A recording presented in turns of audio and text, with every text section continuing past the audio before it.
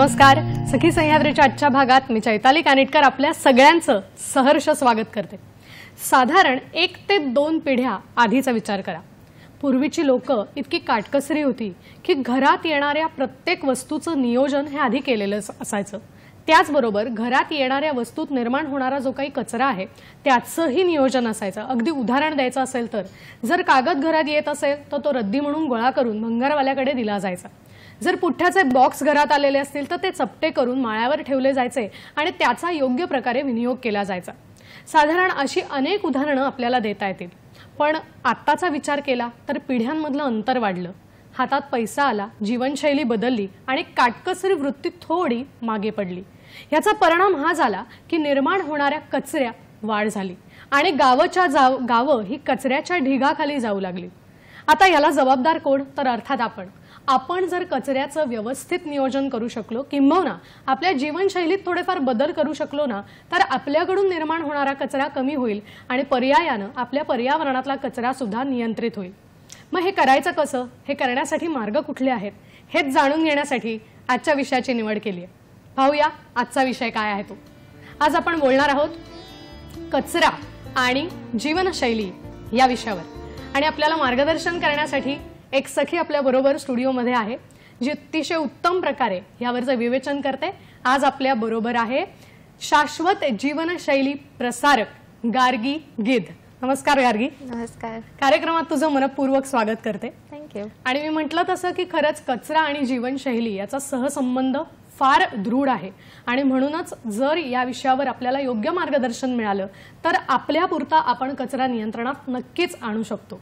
ह्या विषयावर आपल्याला गार्गी मार्गदर्शन करणार आहे. तेव्हा सर्वप्रथम मी गार्गीची सर्व रसिका प्रेक्षकांना ओळख करून देते. गार्गी गिध, मगाशी म्हटलं त्याप्रमाणे शाश्वत जीवनशैली प्रसारक. याचबरोबर सावित्रीबाई फुले पुणे विद्यापीठातून मराठी या विषयामध्ये तिचं पदव्युत्तर शिक्षण तिने पूर्ण केलेलं आहे. वन्यजीव छायाचित्रणाचा तिचा छंद आहे. वन्यजीव पर्यावरण संवर्धन या विषयांवरती जागृती करण्याचे अनेक कोर्सेस सुद्धा तयार करून ते लोकांपर्यंत पोहोचवण्याचं काम ती करत आहे. शैक्षणिक संस्था, खासगी शासकीय मंडळं, आदिवासी पाडे, वंचित गावं इत्यादी ठिकाणी जाऊन घनकचरा व्यवस्थापन, त्याचबरोबर महिलांच्या बाबतीत पाळीच्या वेळी शाश्वत नियोजन, पर्यावरण पूरक जीवनशैली कशी काय अंगी बाणवावी, भारतातलं वन्यजीव वनसंपदा समृद्ध कशी करावी या विषयावर सुद्धा ती जागृती करण्याचं काम करते. आज सध्या ती education officer green works trust यांच्याबरोबर काम करते आहे. कचरा आणि जीवनशैली या विषयावर आज आपल्याशी ती संवाद साधणार आहे, आपल्याला मार्गदर्शन करणार आहे. आजचा आपला विषय आहे कचरा आणि जीवनशैली. तेव्हा या विषयाच्या अनुषंगाने आपले प्रश्न असावेत. आता वेळ न घालवता आपण लगेचच कार्यक्रमाला सुरुवात करूया. गार्गी, पुन्हा एकदा तुझं मनपूर्वक मी स्वागत करते आणि आता आपल्या प्रश्नाला आपण लगेचच सुरुवात करू. अगदी पहिला प्रश्न माझ्या मनात आहे गार्गी की आपण कचरा असं म्हणतो आणि खरं तर आपल्याकडे खूप आधी एक संत होऊन गेले, संत गाडगे महाराज यांनी स्वच्छतेचा मूलमंत्र सगळ्यांना दिला आणि कुठेतरी हा कचरा कसा आपल्याला घातक ठरतो हेही त्यांनी अनेक वचनांमधून सांगितलं. तर या कचऱ्याचे आपल्यावरती काय परिणाम होतात, काय सांगशील याविषयी? ओके. गाडगे महाराजांच्या काळात असलेला कचरा हा अतिशय वेगळा होता आणि आत्ता ज्या प्रकारचा कचरा निर्माण होतो आहे त्याच्यामध्ये म्हणजे प्रचंड तफावत आहे. म्हणून आत्ता कसला सगळ्यात जास्त कचरा आहे तर ते आपल्या सगळ्यांनाच माहिती आहे की तो प्लास्टिकचा.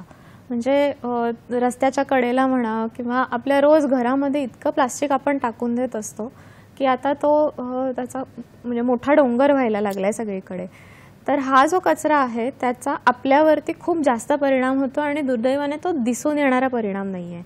म्हणजे काय होतं की प्लास्टिक आहे हे विघटनशील नाही आहे, त्यामुळे एकदा ते परिसंस्थेमध्ये उतरलं की त्याचे प्लास्टिकचे बारीक बारीक तुकडे होत जातात आणि त्याचं मायक्रोप्लास्टिकमध्ये रूपांतर होतं.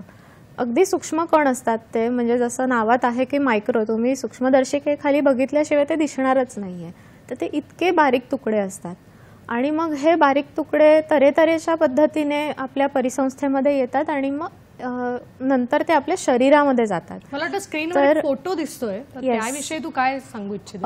आता खूप अगदी म्हणजे रिसेंटली गेल्या 2-4 वर्षांमध्ये मायक्रोप्लास्टिक आणि माणूस ह्याचा संबंध हा अभ्यासला जातोय आणि त्याच्यात दिसून आलं की आता मायक्रोप्लास्टिक हे माणसाच्या मेंदूमध्ये, हृदयामध्ये इतकंच काय, प्लॅसेंटामध्ये म्हणजे आपलं जे गर्भाशय आहे तिथे ह्या सगळ्या ठिकाणी आपल्या रक्तामध्ये, रक्तवाहिन्यांमध्ये, धमन्यांमध्ये सगळीकडे आता हे प्लास्टिक पसरलेलं आहे आणि त्याचे परिणाम हे अजून अभ्यासले जात आहेत.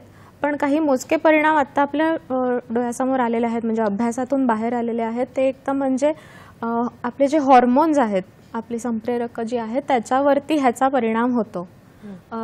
काही एक्सपेरिमेंट्स, काही प्रयोग हे उंदरांवरती पण करण्यात आले होते आणि उंदरांवरती जेव्हा प्रयोग करण्यात आले तेव्हा लक्षात आलं की त्यांची रिप्रोडक्टिव्ह सिस्टम चांगली काम नाही करत. सो आता त्याच्यातनं पुढे आणखीन अभ्यास होईल आणि मग ते माणसाला किती लागू होतं हेही त्याच्यातनं पुढे आणखीन समजेल.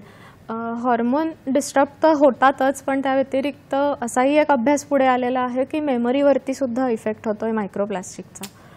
तर पण हे खूप अगदी रिसेंट अभ्यास आहेत आणि अजून त्याच्यात भरपूर संशोधन होणं गरजेचं आहे. ते चालूही आहे. पण इतक्या वर्षांमध्ये जे आपल्या अंगात सगळं जे प्लास्टिक गेलेलं आहे त्याचे परिणाम आपल्याला समजायला आणखीन एक थोडासा काळ जाणार आहे. नक्कीच मला वाटतं. आणि हे जे परिणाम आपण बघतोय हे फक्त आपल्या शरीरावरच होत आहेत, माणसाच्या असं नाही. तू मगाशी एक उदाहरण दिलंस की उंदराच्या बाबतीतलं, तर तू छायाचित्रणाचाही तुला छंद आहे आणि वन्यजीवांच्या बाबतीत सुद्धा तू काम केलंयस. तर मला यालाच जोडून हा प्रश्न विचारायचा होता की हा जो कचरा आहे तो फक्त प्लास्टिकचा आहे असं नाही, पण हा एकंदरच जो कचरा आहे त्याचा परिसंस्थेवर किंवा जैवविविध्यावर काय परिणाम होतोय, की जंगलांमधून जे प्राणी आहेत, पक्षी आहेत, तर त्यांच्यावर याचे कसे काय घातक परिणाम होत आहेत, काय सांगशील?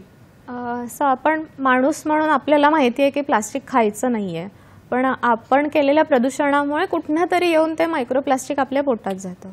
प्राण्यांचं मात्र तसं नाहीये, त्यांच्या पोटात अख्खं प्लास्टिकची पिशवी जाते. खरं. सो आपल्याला जे होणारे त्रास आहेत ते म्हणजे ते होतातच प्राण्यांना, पण त्या व्यतिरिक्त ती अख्खी प्लास्टिकची पिशवी किंवा अख्खा जो प्लास्टिकचा तुकडा तो घशामध्ये अडकतो, तो पोटामध्ये कुठेतरी अडकतो. त्यामुळे त्या सगळ्यामुळे ते प्लास्टिक अडकूनच त्यांचे एक जी शरीराची आपली यंत्रणा आहे ती बंद पडायला लागते. शिवाय महत्वाची गोष्ट म्हणजे प्राण्यांवरती परिणाम होतोय ह्या सगळ्यांचा, ते तर झालंच. पण आपली जी एकंदर परिसंस्था आहे ज्याच्यामध्ये पाणी आहे, हवा आहे, माती आहे, ह्या सगळ्या ज्या गोष्टी आहेत त्याच्यातही आता मायक्रोप्लास्टिक पोचलेलं आहे. इतकं की आपलं जे पावसाचं चक्र आहे, म्हणजे पावसाच्या पाण्याची वाफ होते, त्याचं ढग बनतात, पाऊस पडतो, हे सगळं जे चक्र आहे त्याच्यातही मायक्रोप्लास्टिक आता उतरलेलं आहे. म्हणजे पावसाच्या पाण्यातही प्लास्टिक आहे. आणि हे प्लास्टिक म्हणजे फक्त पावसाचं पाणी फक्त आपल्याकडे पडतं असं नाही, तर कुठे ते ध्रुवीय प्रदेश जिथे असतात, जिथे बर्फ असतो, त्या बर्फात पण आता प्लास्टिक आलेलं आहे. तर म्हणजे तिथे जाऊन कोणी प्लास्टिकचं वेगळं पोल्युशन करत नाही, पण एकदा आपण परिसंस्थेमध्ये ते प्लास्टिक उतरवलं की ते सगळ्या चक्रामध्ये ते बसतं आणि मग ते गेलं की ते सगळी पृथ्वीभर पसरतं. खरंय मला वाटतं. आणि म्हणूनच कुठेतरी आपल्यालाच याबाबत जागरूक राहणं हे आवश्यक आहे, कारण आपणही परिसंस्थेचा खूप महत्वाचा भाग आहोत. मग या दृष्टिकोनातून अगदी मनात हा प्रश्न साहजिक सगळ्यांच्याही येत असेल की बाबा घरात निर्माण होणारा जो काही कचरा आहे, किंवा मी असं म्हणेन की घरात कचराच येऊ नये यासाठी आपण काय करू शकतो, तर या विषयावर तू काय मार्गदर्शन करशील? नक्कीच. म्हणजे घनकचरा व्यवस्थापन ह्याच्यामधलं व्यवस्थापन खूप पुढे येतं, खूपच नंतरची गोष्ट आहे. त्याच्या आधी मुळात काही गोष्टी आहेत ज्या आपण केल्या की तो एवढा सगळा जो कचरा तयार होतोय त्याचं व्यवस्थापन करण्याचा प्रश्नच येणार नाही. आणि ह्या गोष्टी आपण पूर्वी करत होतो, फक्त ते इतकं मटेरियल सगळं आज इतकं उत्पादन आज सगळ्याचं होतंय की आपल्याला प्रत्येक वस्तू आपल्याला हवी असते आणि तो सगळा कचरा मग आपण घरात घेऊन येतो. मी उदाहरण देते, जसं की आपण अगदी म्हणजे आता प्लास्टिकची पिशवी बेसिक आपल्याला नको असेल तर कापडी पिशवी घेऊन जाणं असं, तर हे तर झालंच. म्हणजे रिड्यूस करणं, मुळातच रिड्यूस करण्याच्याही आधी रिफ्यूज करणं की ही वस्तू मुळातच मला घरात आणायची नाहीये. बरोबर. इथूनच ती सुरुवात होते. त्याच्यानंतर जर मला घ्यायच्याच आहेत पिशव्या तर मी 2 ऐवजी एका पिशवीवरती काम चालवू शकते का हे बघणं, जेणेकरून तो 2चा पसारा एकावरती येतो. त्याच्यानंतर रिपेअर करणं, एखादी वस्तू वापरली आणि ती झाली थोडीशी खराब झाली पण तिला रिपेअर करून पुन्हा वापरता येतंय का हे बघणं. हल्ली आपण यूज अँड थ्रो मध्ये इतके झालेलो आहोत ना की खूप साध्या गोष्टी बिघडल्या की आपल्याला त्या रिपेअर कराव्याशा वाटत नाहीत. सो ते आपण एक काहीतरी त्याच्यासाठी करू शकतो. त्याच्यानंतर जी वस्तू घरात आणतोय तिचा मेंटेनन्स करणं. ओके, मेंटेनन्स ही खूप महत्त्वाची गोष्ट आहे. ते केलं तर त्या वस्तूचं आयुर्मान वाढतं आणि त्यानुसार मग ती वस्तू जास्त काळ आपल्या परिवारात आपल्यासोबत राहते. तर अशा काही बारीक सारीक गोष्टी आहेत ज्या आपण केल्या तर नक्कीच फरक पडतो. नक्कीच. आणि मला वाटतं आपण हे विज्ञान विषयात शिकलेलो असतो 3 Rचा वापर, म्हणजे रिड्यूस, रिसायकल आणि रियूज. पण कुठे आपण त्याचा वापर करतो का? जे शिकवलेलं आहे ते खरंच त्याची अंमलबजावणी होते का? हा प्रश्न प्रत्येकाला विचारावा असा प्रश्न आहे मला वाटतं. आणि याच दृष्टिकोनातून हे महत्त्वाचं आहे. तर पुढच्या प्रश्नाकडे मी येणार आहे की जीवनशैलीमध्ये साधारण काय आपल्या बदल केले पाहिजेत की जेणेकरून आपण कचरा हा कमी करू शकू. तर काय सांगशील? आपण एक जनरल एक ब्रॉडर पर्स्पेक्टिव्ह म्हणून एक बघूया की कोणतीही वस्तू असते ती बनवण्यासाठी काय काय लागतं. म्हणजे उदाहरणार्थ एक साधा टी शर्ट आहे, तर एका टी शर्टच्या मागे किती म्हणजे तो टी शर्ट बनला कसा? तर शेती करावी लागली, त्याच्यातनं कापूस घ्यावा लागला, कापसाचं पुढे सूत झालं, मग त्याच्यातनं वस्त्र उद्योग आणि हे सगळं. मग तो उद्योग उभा करायचा असेल तर त्याच्यासाठी भरपूर मोठी इंडस्ट्री उभी राहिली. तिच्या मागे या सगळ्या गोष्टींमध्ये ना पाणी भरपूर वापरलं जातं. प्रत्येक छोट्या गोष्टीमध्ये पाणी खूप वापरलं जातं. असं करत करत मग ती वस्तू बनली. मग नंतर ती होलसेलमध्ये आली, होलसेलमधून रिटेलिंगसाठी आली. त्याच्यामध्ये मग तो प्रवास झाला. ती वस्तू एका जागेवरून दुसऱ्या ठिकाणी घेऊन जाणं आलं. त्याच्यानंतर मग ती आपल्या छान छान दुकानामध्ये ती आली किंवा आपण ऑनलाईन मागवली. असं करत ती एक वस्तू आपल्या घरापर्यंत येते. बरोबर. आणि अशा प्रकारे म्हणजे हा ॲक्च्युली अभ्यास झालेला आहे की एक साधा टी शर्ट ह्याच्या मागे जवळजवळ 2700 लिटर पाणी वापरलं जातं. मला वाटतं 2700 लिटर पाण्याचं पुढे काय होतं ते आपण बघूया. फक्त एक फोन येतोय तो आपण घेऊया. रवींद्र कुडाळकर आपल्याला प्रश्न विचारतायत जळगावहून. नमस्कार रवींद्रजी. नमस्कार. माझा प्रश्न असा आहे, कचऱ्याची विल्हेवाट किंवा कचरा व्यवस्थापन याबद्दल वैयक्तिक बाबतीत म्हणा, सामाजिक किंवा संस्थात्मक बाबतीत देखील खूप कॅज्युअली घेतलं जातं, सहजगत्या पाहिलं जातं. या गोष्टीकडे सिरियसली घेतले जातं. तर या दृष्टीने काय दक्षता घ्यावी, काय केलं जावं असं आपण वाटतं? नक्कीच. मला वाटतं ते म्हणतात त्यात पूर्णपणे तथ्य आहे की कचऱ्याची विल्हेवाट कशी लावावी मुळात या विषयाकडे खूपच सहज, साहजिक, सोपा असा विषय म्हणून बघितलं जातं. आणि बरेच वेळेला मला तर असं वाटतं की तो जो विषय आहे तो दुर्लक्षिला जातो की जाऊ दे, याच्याबाबत आपण काय करणार, आपल्याला काय जमणार, जाऊ दे, मी माझ्यापुरतं करणार, पुढे सोडून देणार. साधारण या प्रकारची भूमिका ही प्रत्येकाची असते. तर त्या विषयावरती तुझं मत काय आहे तर ते आपण जाणून घेऊया. पण आपण आलो होतो 2700 लिटर पाण्यापर्यंत की एक शर्ट करत असताना साधारण इतक्या टप्प्यांमधून तो जातो आणि एवढं पाणी सुद्धा खर्च होत असतं. तर आधी मला वाटतं या प्रश्नाचं उत्तर आपण पूर्ण करू आणि मग रवींद्रजींच्या प्रश्नाकडे जाऊ. तर काय सांगशील? येस. सो ऑलरेडी एवढं पाणी किंवा एवढी संसाधनं आपण त्याच्या मागे वापरलेली असतात आणि जेव्हा ती वस्तू आपण टाकून जातो तेव्हा ते म्हणजे जसं वेस्ट मॅनेजमेंटमधला वेस्ट हा फक्त कचरा नाही आहे, वाया जाणं हा सुद्धा त्यातला एक भाग आहे. तर आणि हे सूत्र आपण सगळीकडे लावू शकतो, प्रत्येक वस्तूसाठी लावू शकतो की मुळात जी आपण वस्तू घरात आणतो, अगदी भाजीपासून असेल की ती आली कुठनं आणि तिच्यासाठी केवढी संसाधनं आपल्या देशाची, आपल्या जमिनीवरची आपण खर्चिली आहेत, वापरली आहेत आणि ती टाकताना आपण त्याचा पुढे काही करणार आहोत का? बरोबर. हे एकदा आपण समीकरण सगळीकडे लावायला लागलो की बऱ्याच गोष्टी ह्या आपल्याला कचरा म्हणून दिसतच नाहीत. जसं की म्हणजे आता साधा टी शर्टचं आपण जे उदाहरण घेतलं तर आता तो कधीतरी खराब होणार आहे, मग त्याचं पुढे काय करू शकतो? तर आपल्या पारंपरिकदृष्ट्या आपण त्याचं पायपुसणं बनवतो. तर ही खूप छोटी गोष्ट आहे, पण त्याच्याने तो टी शर्ट जो पटकन कचऱ्यात भिरकवला जाणार असतो त्याचा काहीतरी वेगळा उपयोग होतो. खरंय. मला वाटतं आणि अशाच काही गोष्टी आपल्याला जाणून घ्यायच्यात या निमित्ताने की ज्या आपण लक्षपूर्वक केल्याच पाहिजेत, तरच आपला कचरा आपण नियंत्रणात आणू शकतो. कारण एक गोष्ट तर अगदी नक्की आहे की अमूल्यम विद्यते सर्वम असं संस्कृतमध्ये सुभाषित आहे की कुठलीही गोष्ट ही फेकण्यालायक नसते, तिचं मूल्य हे सर्वाधिक असतं. आपण जिथपर्यंत ते वापरू शकतो तिथपर्यंत. तर नक्कीच हा विचार आपण करणार आहोत कार्यक्रमात, या दृष्टिकोनातून काही गोष्टी जाणून घेणार आहोत. पण इथे वेळ झाली एका छोट्याशा विश्रांतीची. आपण मात्र कुठेही जाऊ नका, आम्ही लगेचच परत येतोय. पाहत रहा सखी सह्याद्री.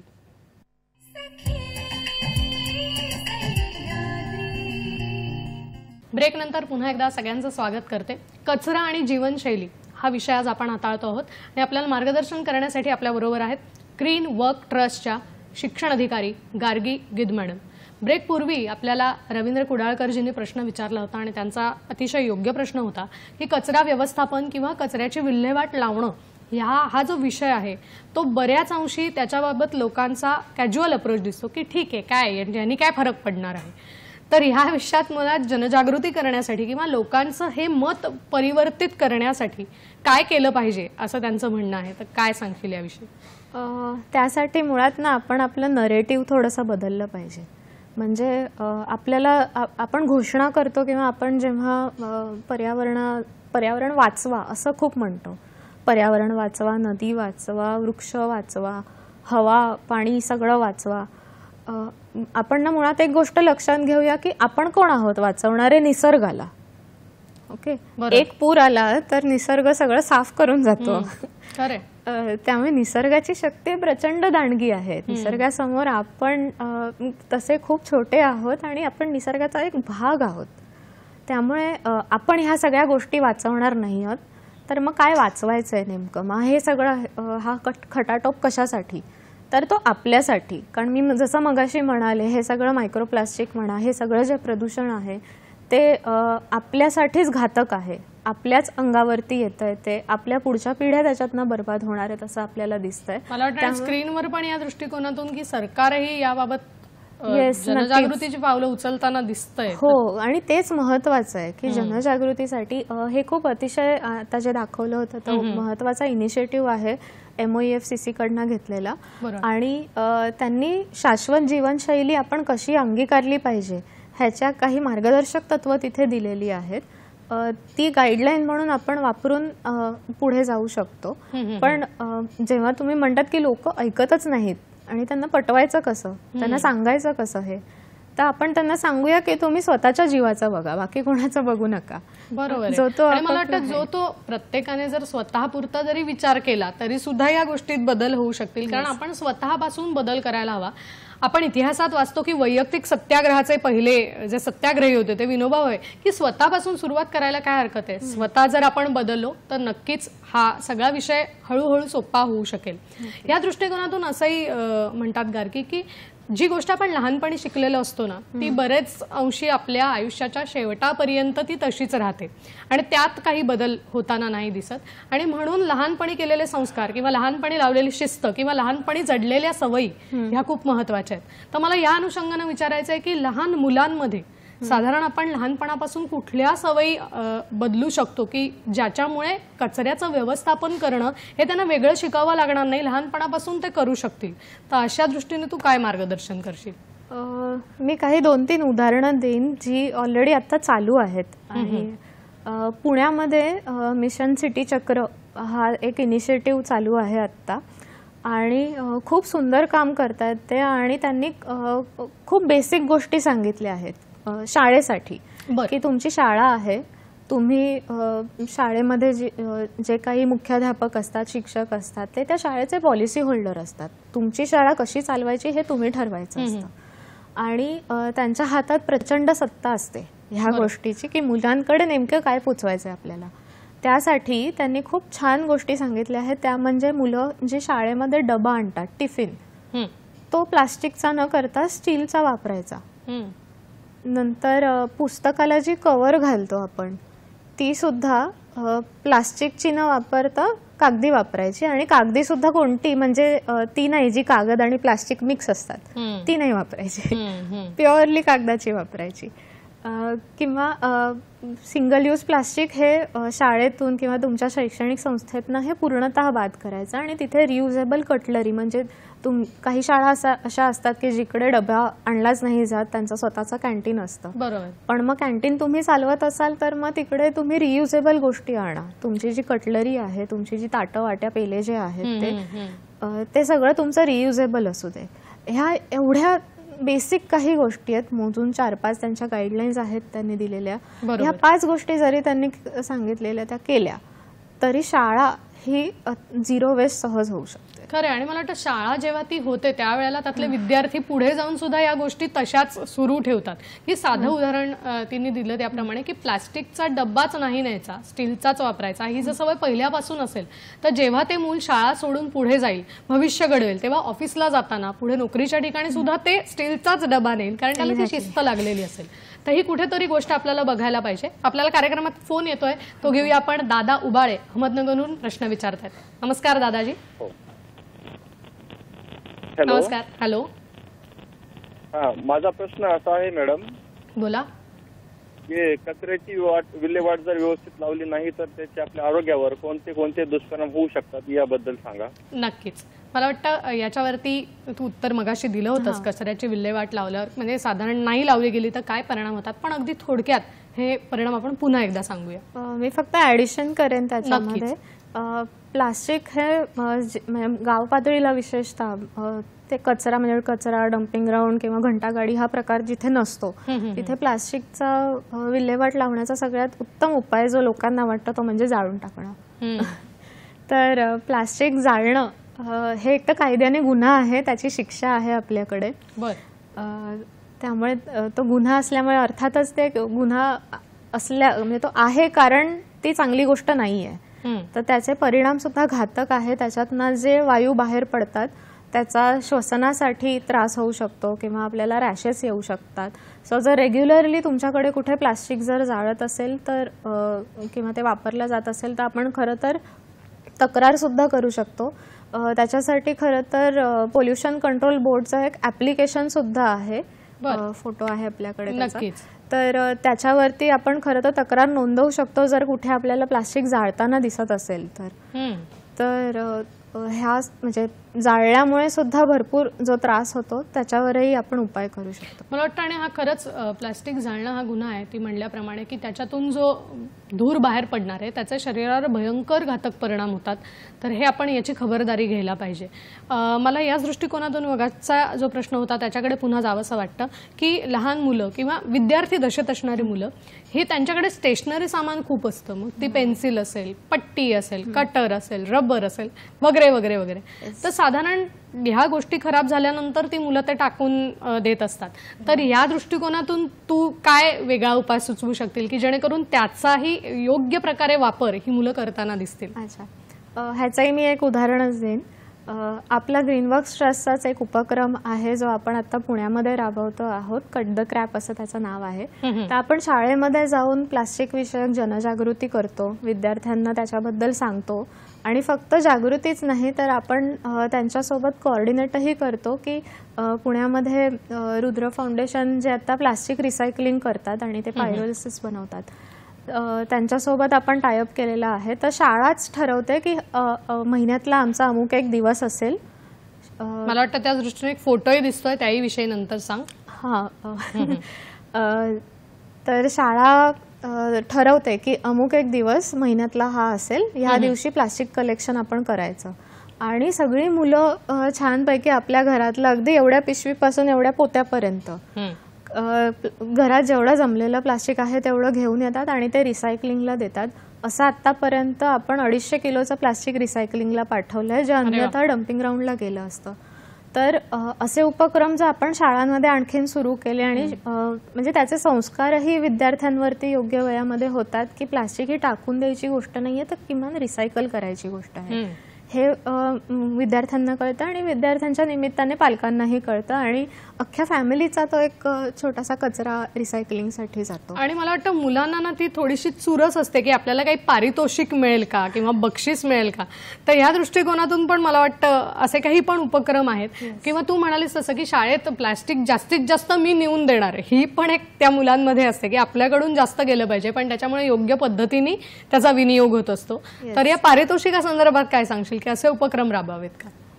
हे एकदा आम्ही केलं होतं, एकदा पारितोषिक देण्याचा प्रयत्न आय थिंक आणखीन कोणीतरी केलं होतं नेमकं त्याच स्क्रीनवर एक आम्हाला दिसतंय.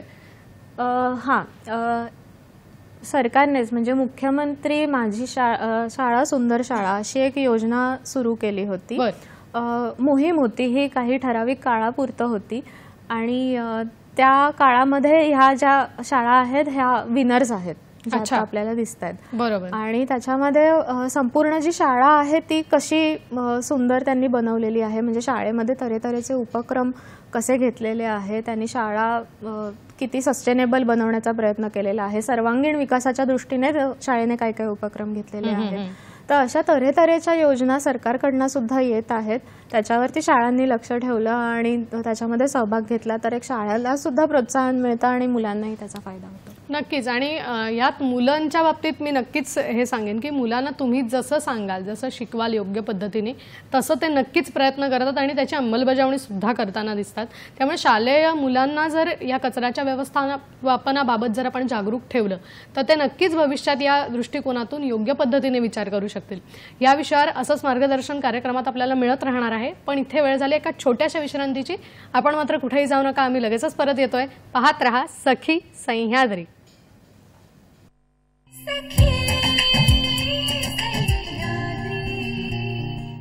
ब्रेक नंतर पुन्हा एकदा सगळ्यांचं स्वागत करते. कचरा आणि जीवनशैली हा आजचा आपला विषय आणि आपल्याला मार्गदर्शन करण्यासाठी आपल्या बरोबर आहेत ग्रीन वर्क ट्रस्टच्या शिक्षण अधिकारी गार्गी गिद. आपल्याला ब्रेकपूर्वी त्यांनी मार्गदर्शन केलं होतं आणि कार्यक्रमात आता एक फोन येतोय, तो आपल्याला घ्यायचा आहे. आपल्याला शिवानंद वसेदार प्रश्न विचारतायत निपाणीहून. नमस्कार.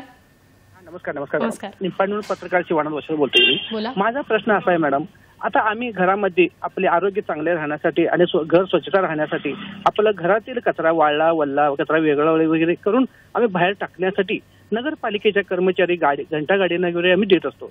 पण ते काम करणारे प्रामाणिक व्यक्ती जे असतात त्यांनी म्हणजे हाताला हँगलोज वगैरे नसतात, त्यांनी म्हणजे विचार न करता आपल्या घरातील घाण वल्ला कचरा वाळला कचरा सगळं त्यांनी हाताने घेऊन जाऊन त्यांनी बाहेर कचऱ्याची विल्हेवारी करतात. पण त्यांनी त्यांच्या दृष्टीने आरोग्याची काळजी कशा प्रकारे घेतली पाहिजे आणि त्यांना आपण सहकार्य कशा प्रकारे केले पाहिजे का, आपण त्यांनी माणुसकीने काम करत असतात आणि आम्ही बी आपली आपुलकी दाखवण्यासाठी काय केले पाहिजे, तुम्ही या लोकांना काय मार्गदर्शन कराल, असा माझा प्रश्न बघा मॅडम.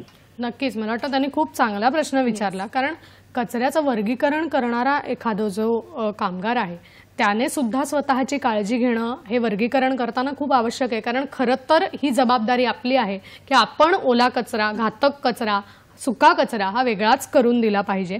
पण अलीकडे आपल्याला वेळ नाही, हे एक सबब पुढे करून आपण सगळा कचरा एकत्र करत असतो आणि मग त्या प्रक्रियेमध्ये जो तो कचरा वेगळा करतो त्या व्यक्तीला नक्कीच त्रास होतो. तर तिच्या आरोग्याची तिने कशी काळजी घेतली पाहिजे आणि आपण कसं सहकार्य याबाबत दाखवलं पाहिजे असा त्यांचा प्रश्न आहे. काय सांगशील याविषयी? मी सुरुवात आपल्यापासूनच करते. जसं तू म्हणालीस आता की कचऱ्याचे 3 प्रकार होतात, एक विघटनशील, एक अविघटनशील आणि एक घातक कचरा. ओके, तर आपण खूप सोप्यापासून सुरुवात करूया. एक आहे तो म्हणजे अविघटनशील कचरा, जसं की प्लास्टिक, कागद, मेटल, काच, ह्या सगळ्या गोष्टी आहेत.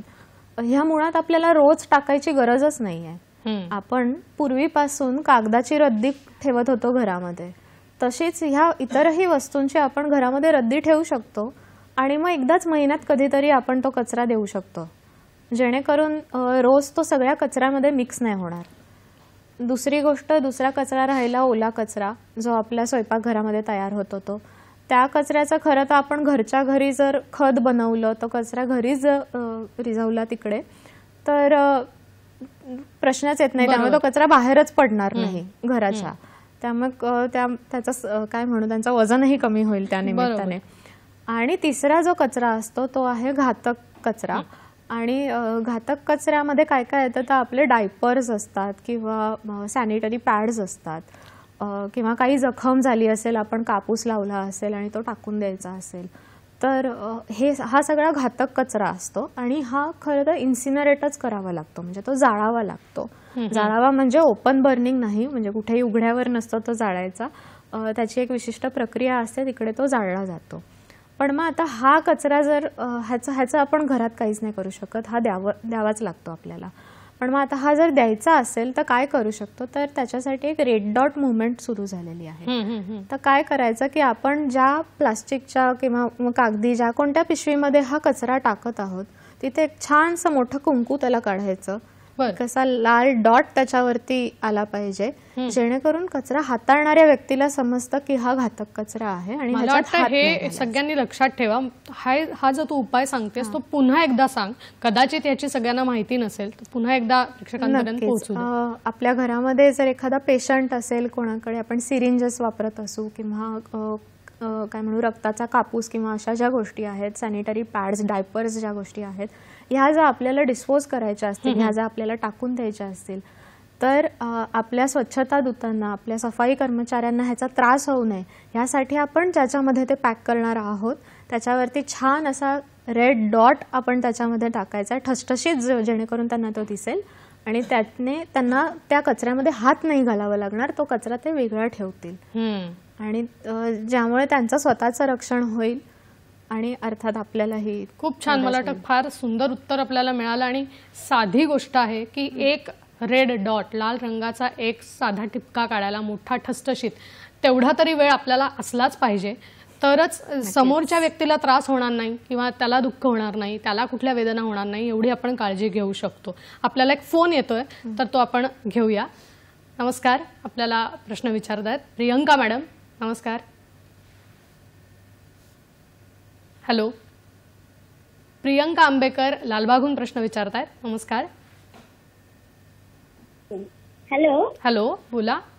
हा मॅडम, आता हा जो प्रोग्राम चालू आहे ना टीव्हीवर, तर मला त्याच्याबद्दलच प्रश्न विचारायचा आहे. बोला. की हे प्लास्टिक वगैरे हे सगळं उत्पादन हे जे केलं जातंय, मुळात जर सरकारच याच्यावर बंदी आणेल, हे जर झालं नाही तर मग हा सगळा पुढचा प्रश्न येणारच नाही ना मॅडम. ही अशी जनजागृती व्हायला पाहिजे. बरोबर आहे. तर त्यांचा मुद्दा आहे की सरकारनं ठोस पावलं उचलली पाहिजेत, पण याबद्दल तुझं काय मत आहे, काय सांगशील? काही गोष्टी सरकारकडनं झालेल्या त्या मी जरा फक्त एकदा मेन्शन करते. आपण एक लक्षात घेऊया की आता स्वच्छ भारत अभियानाबद्दल आपण सगळेजण ऐकतोय. तर अशा मोहिमा येत राहतात, अशी अभियानं चालत राहतात वगैरे असं आपल्याला वाटतं, पण आपण एक गोष्ट लक्षात घेऊया की ते अभियान आहे. हा कोणता अचानक आलेला कायदा किंवा असं काहीतरी नाहीये, ते अभियान आहे. म्हणजे त्याचा अर्थ काय की लोकसहभागातून करायच्या गोष्टी आहेत. त्यामुळे प्रत्येक गोष्ट हे सरकार करणार नाही आहे, आपण सुद्धा सरकार आहोत. ही लोकशाही आहे आणि भरपूर गोष्टी आपल्याच हातात आहेत. राहिला प्रश्न प्लास्टिक सरसकट बंद का नाही होत ह्याचा, तर आत्ता जो प्लास्टिक बॅन आला होता त्याच्यामध्ये बऱ्याचशा गोष्टी बंद झाल्या. जसं की तुम्ही आता बघत असाल की इयरबड्स जे आहेत त्याची आता मधली जी नळी असते ती आता प्लास्टिकची येत नाही, ती आता म्हणजे कागदी येते किंवा लाकडी येते किंवा बांबू किंवा अशा ह्याची येते. तर अशा काही गोष्टी बंद झालेल्या आहेत. पण मग सरसकट सगळं का नाही बंद होत, कारण आपली मागणीच तेवढी जास्त आहे.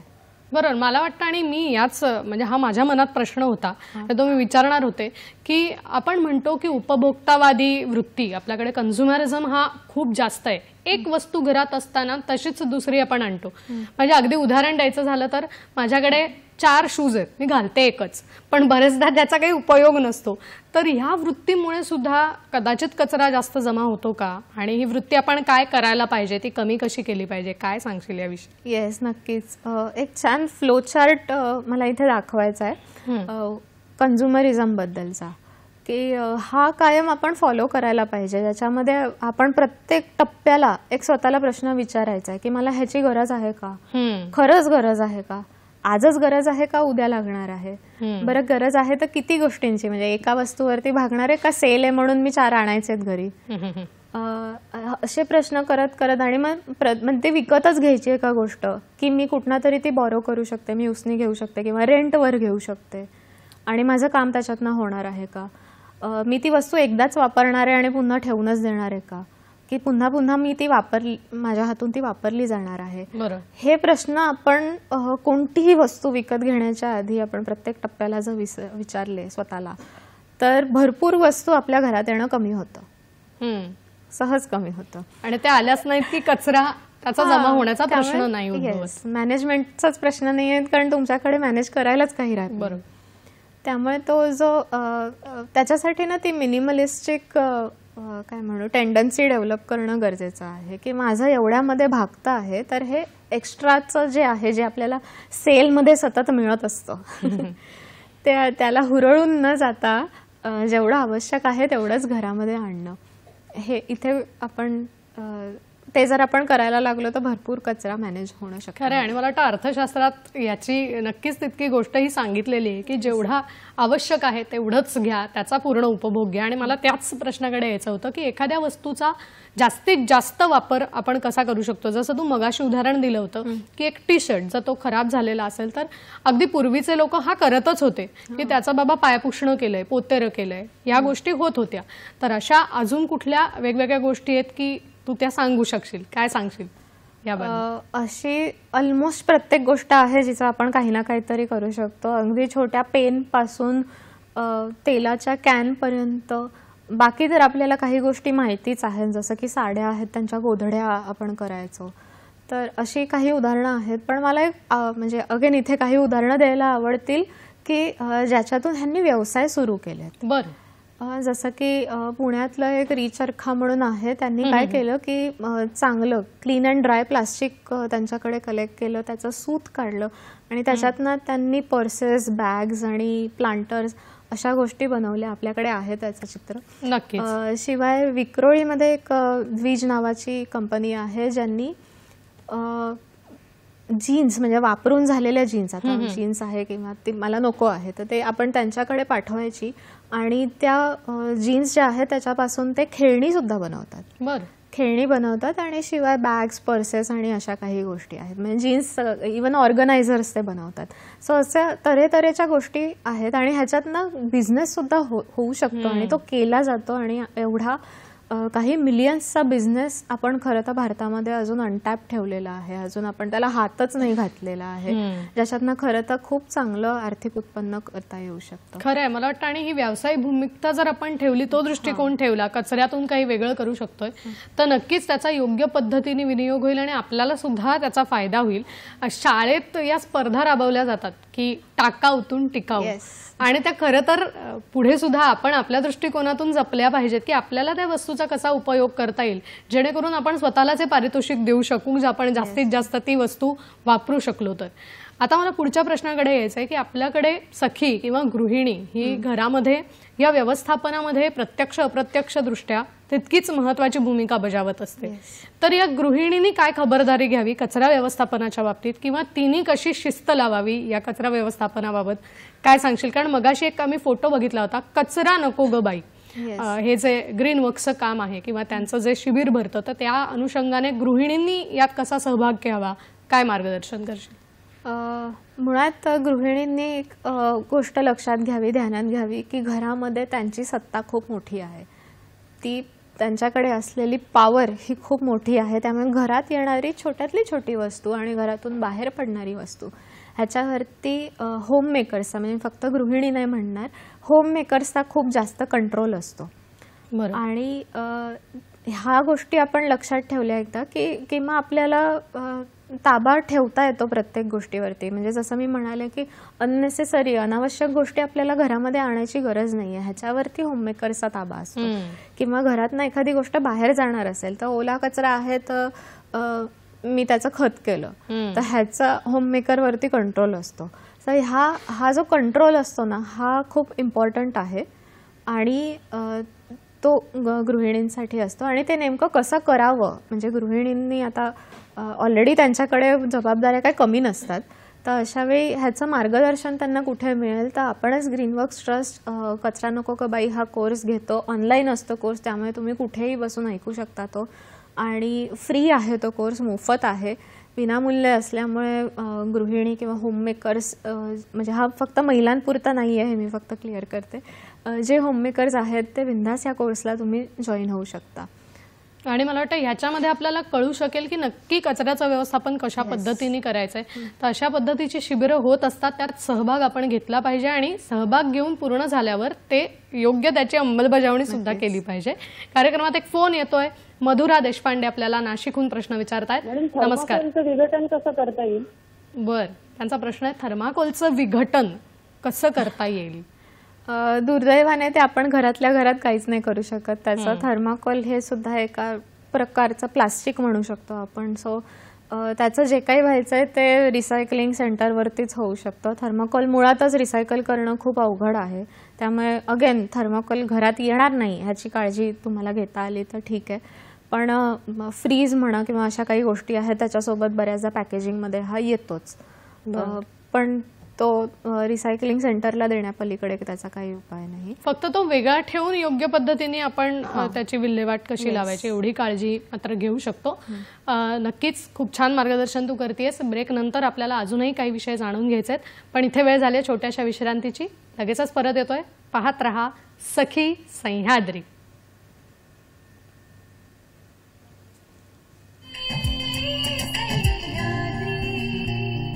ब्रेक नंतर पुन्हा एकदा सगळ्यांचं स्वागत करते. आजचा आपला विषय आहे कचरा आणि जीवनशैली आणि आपल्याला मार्गदर्शन करतायत गार्गी गिद, ग्रीन वर्क ट्रस्टच्या शिक्षण अधिकारी.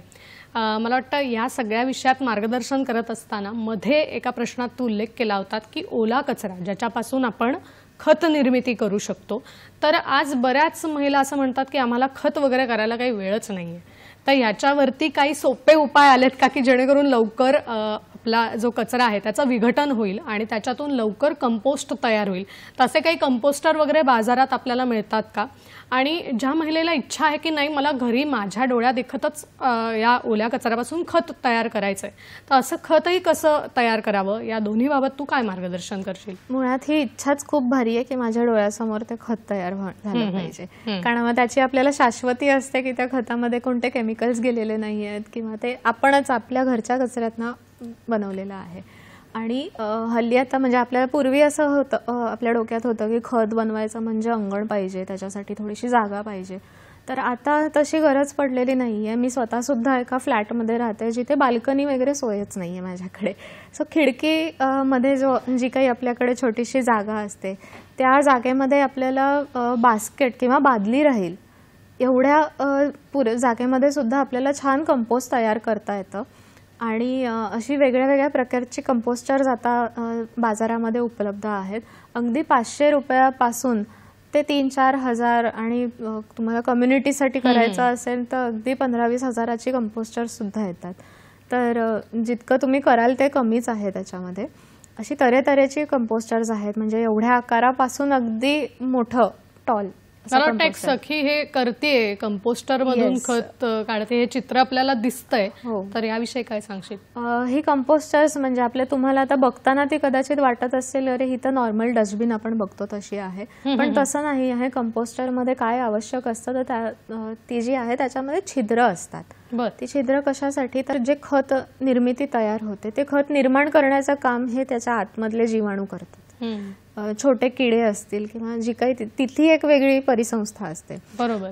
तर त्यांच्यासाठी वायू तिकडे सतत राहिला पाहिजे, एरेशन तिकडे राहिलं पाहिजे, हवा खेळती राहिली पाहिजे, ह्याच्यासाठी तिकडे छिद्र असतात.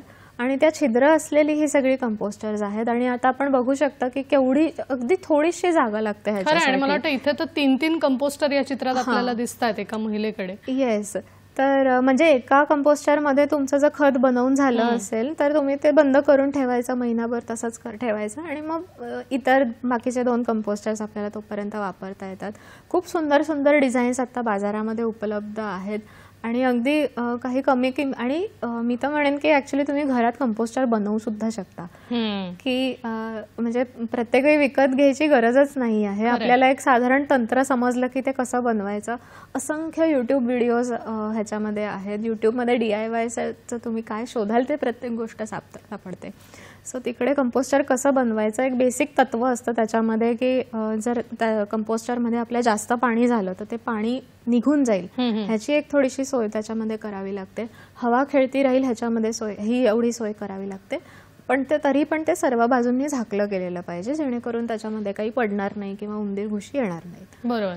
एवढी काळजी जरी आपण घेतली आणि ते शेडमध्ये ठेवावं लागतं म्हणजे ओपन पावसात न ठेवता, सो एवढ्या जरी आपण गोष्टी केल्या तरी खूप छान कंपोस्ट त्याच्यामध्ये तयार होतं. आपली छोटीशी फॅमिली असते, फ्लॅट म्हटलं की फॅमिली सुद्धा छोटीच असते, तेवढाच कचरा तयार होतो आणि तेवढा पुरतो सुद्धा. खरंय, म्हणजे फक्त ना ते तत्व समजून घेऊन थोडासा वेळ मात्र रोजच्या रोज, आणि तो मग सखीनेच काढला पाहिजे असं नाही. घरातल्या प्रत्येक व्यक्तीने जर तिला सहकार्य केलं की आज कंपोस्टरचं काम मी करेन, उद्या तू कर, परवा तू कर, हे जर आपण रोटेशन मध्ये करत राहिलो तर नक्कीच आपण आपल्या डोळ्या देखत अतिशय उत्तम नैसर्गिक, जे कुठलंही कृत्रिम तयार झालेलं नाही असं खत, सेंद्रिय खत ज्याला म्हणू शकतो, ते करू शकतो.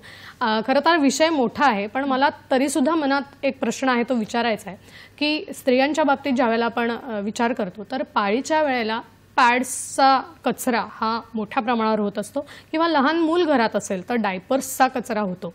तर याच्यासाठी काही शाश्वत आपल्याला उपाय आहेत का की जेणेकरून आपण आपल्या पुरता हा कचरा नक्कीच कमी करू शकू? काय सांगशील याविषयी?